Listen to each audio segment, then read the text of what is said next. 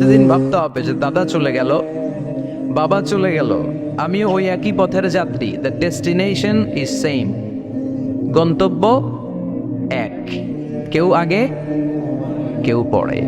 এটাই ওয়াজ, এটাই দামি ওয়াজ। এটা মনে রাখলেই মানুষ আর চুরি করতে পারে না, মিথ্যা বলতে পারে না, ইফটিজিং করতে পারে না, পরকিয়া করতে পারে না, মতের বিরুদ্ধে গেলে তারে রামদা দিয়ে কোপাইতে পারে না। চিল্লা এখন ঠিক কিনা? এটাই হচ্ছে ইসলাম। আখেরাতের স্মরণ, জিকরাদ্দার, চলে যেতে হবে। ছোট্ট আছি, বড় হব। এই যে দাড়ি পাকা মুরব্বীরা যারা আছেন, ওনার মায়ের পেট থেকে তো এরকম সাদা দাড়ি নিয়ে বেরিয়েছিল না, ছোট্ট বাচ্চা হয়ে এসেছিল। ওনারা ওয়া ওয়া করে কেঁদেছে। শৈশব, কৈশোর, যৌবন, প্রৌঢ়ত্ব, বার্ধক্য, বয়সের ভার, চুল আর দাড়ির শুভ্রতা। আগে ছিল সিঙ্গেল, হয়েছে ডবল, এরপর হয়েছে মেয়ের বাপ, এরপরে শ্বশুর, এরপরে নানা। This is the circle of life.